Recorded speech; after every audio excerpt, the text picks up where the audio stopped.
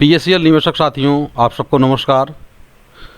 साथियों, मैं आज आप लोगों को पीएससीएल के बारे में थोड़ा सा बताने जा रहा हूं कि पीएससीएल क्या कंपनी कैसे बनी, कैसे उसका गठन हुआ और इतना बड़ा घोटाला पीएससीएल का कैसे हुआ।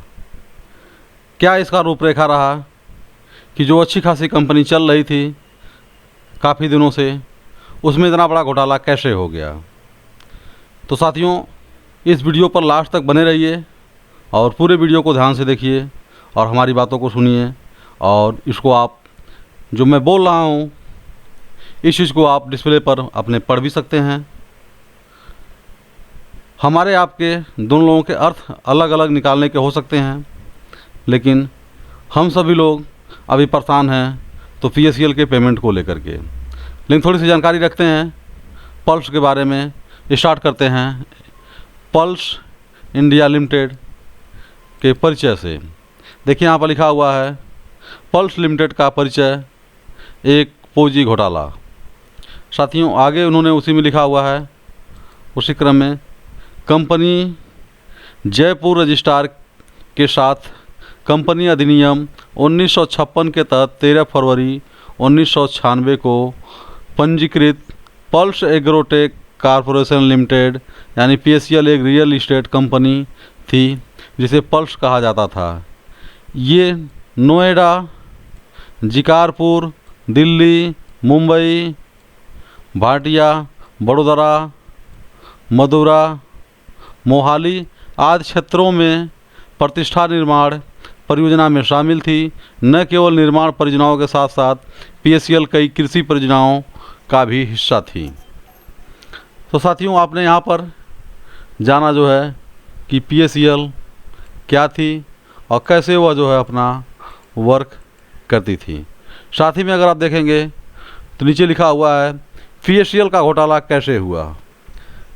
तो साथियों, इतिहास के तौर पर थोड़ी सी जानकारी अगर आप रख लेंगे तो बहुत अच्छी बात होगी कि जहाँ आपने पैसा लगाया हुआ था वो कंपनी फ्रॉड कैसे हो गई, कैसे घोटाला कर गई।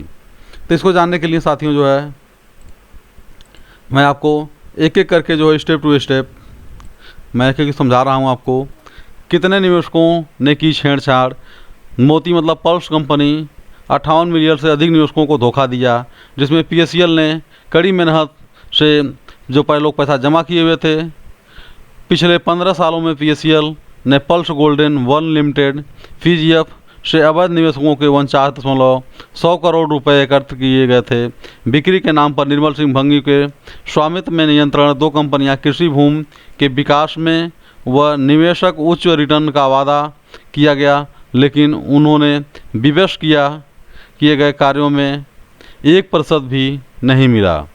भारत के किस विकास क्षेत्र में पीएससीएल एजेंट और निवेशक ज़्यादा रहे, इसके बारे में थोड़ी सी जानकारी कर लीजिए है। तो देखिए, अधिकांश पीएससीएल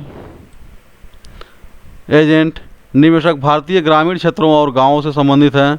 इन गरीब लोगों ने जो कुछ वादा किया था उसका निवेश किया।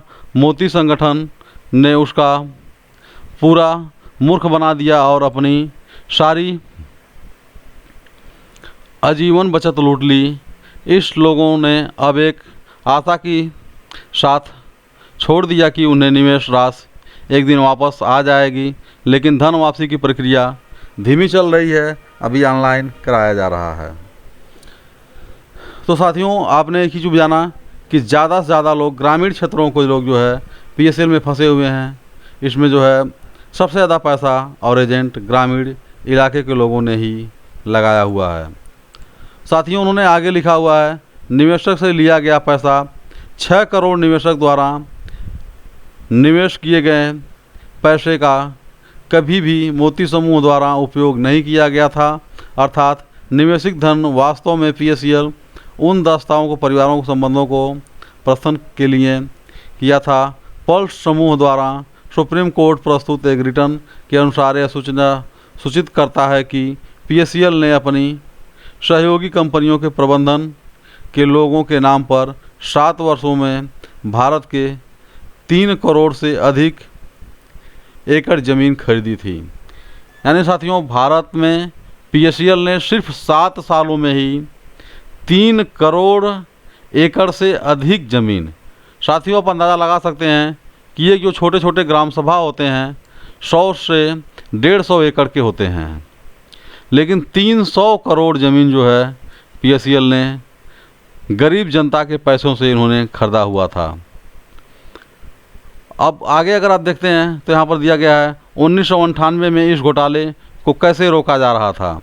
Pulse agrotech corporative limited PSEL real estate company अधिनियम 1956 के तहत 13 फरवरी 1956 को कंपनी के जयपुर रजिस्ट्रार के साथ पंजीकृत मोती के रूप में जाना जाता है।